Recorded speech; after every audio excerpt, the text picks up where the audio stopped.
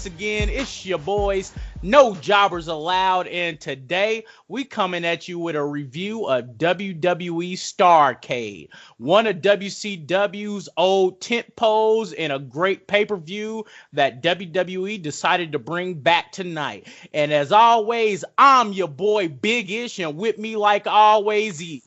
Man, it is your guy, Irwin, and Starrcade tonight.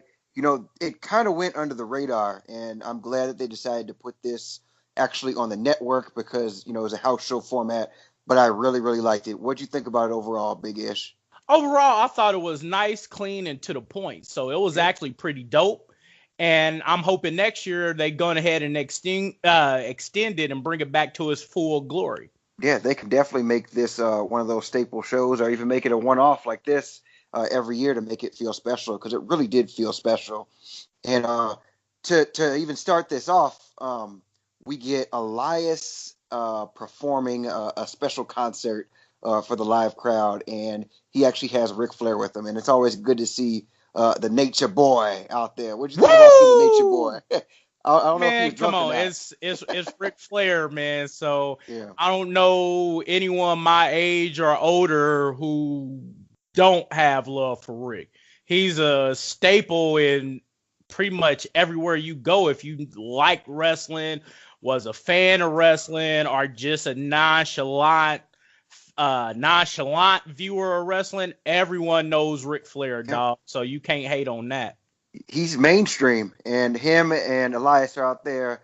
They are interrupted by a heel women's squad of Nia Jax, Tamina Snuka, Mickie James, and Alicia Fox. Nia Jax is singing. She's singing really, really bad. This has Elias call out a face team of Sasha Banks, Bayley, Dana Brooke, and Ember Moon, and we get ourselves a good old-fashioned 8 ladies tag team match, which actually was pretty good. It went back and forth. This match actually ended when Sasha Banks made Alicia Fox tap out to the bank statement, aka the Cripple Crossface, and we got a good match to start off the show. What'd you think about it, Big Ish? Like you said, it was pretty good back and forth, man. That's what I'm saying. I'm glad they brought Starrcade back. Right now, they really trying to figure it out, feel out what the crowd going to love from the house show format. And I guess they did this last year, except it was only a house show, so they didn't actually televise it. So I think they trying to build up, all right, will people watch it? What will they like? What won't they like? So I enjoyed it. And the first match was pretty good. Got your four woman heel team versus 4-woman babyface team. It was awesome. I loved it, man.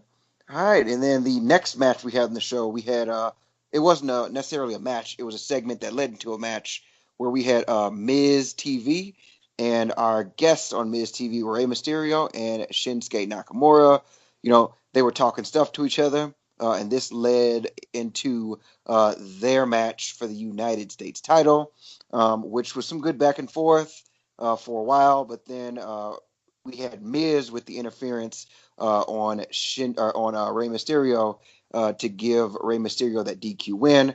They were putting the boots to Rey for a little bit, and out to make the save, we got Rusev. Which was surprising to me. Yes, very surprising. Very surprising. It wasn't announced that way, at least when they announced the card for the show. Lana says, let's team up. Let's do Rey Mysterio and Rusev versus The Miz and Shinsuke Nakamura. We got ourselves a tag team match, which I thought was really good. It was good to see Rey and Rusev in the match, and we got the ending with Rusev going over The Miz. What'd you think about it, Big Ish? It was great, but listeners, we're going to stop right here and take care of some housekeeping notes. So we did our predictions Saturday on Twitter, and I said Rey over Shinsuke and Rusev over The Miz when we found out that was how it was going to be booked as single matches. Now, I am of the impression that I still won because technically it was still Rusev over Miz and Rey over Shinsuke because he don't like the fact that Rey won via DQ. So in the comments on Twitter, let us know do I still win because I still called the right winners, or are we gonna give it to Irwin because he wanted to be a little baby because it didn't turn out exactly the way he wanted it? Yeah, let us know, listeners.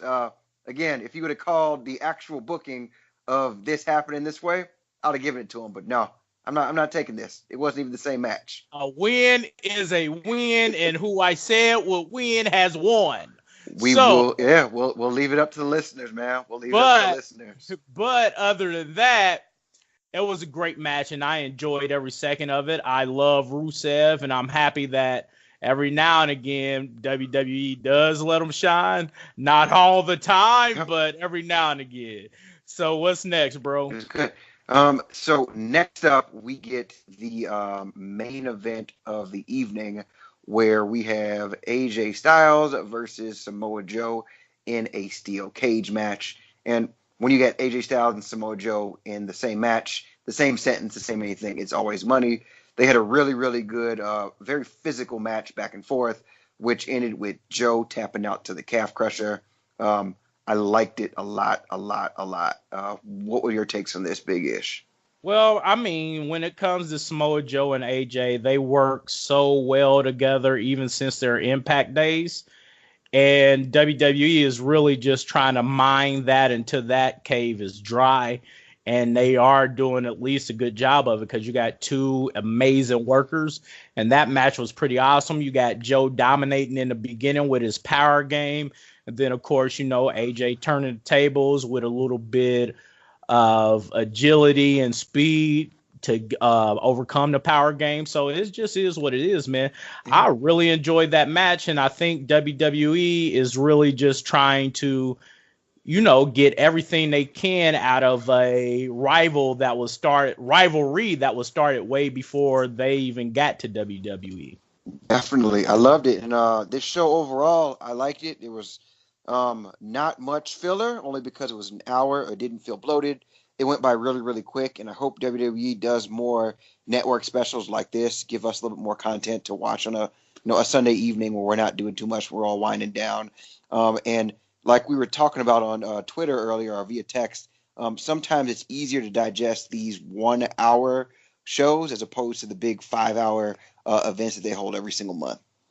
It's too much filler and not enough things that we really, really care about. So that's why I hope next year's Starrcade is maybe a 2 hour event, like a SmackDown show, where they get, the matches you really want to see and only the matches you want to see. No filler, no storylines they need to really hit. It's just pure action-packed wrestling.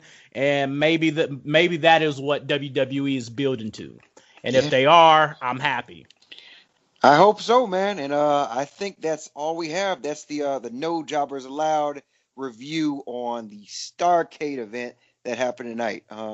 I got nothing else for him, Big Ish. You got anything for him? You know what it is. I'm done. So as always, it's been your boys No Jobbers Allowed. And on the mic, I'm Big Ish, and with me, like usual, was... Man, it is your guy, Irwin, and we out.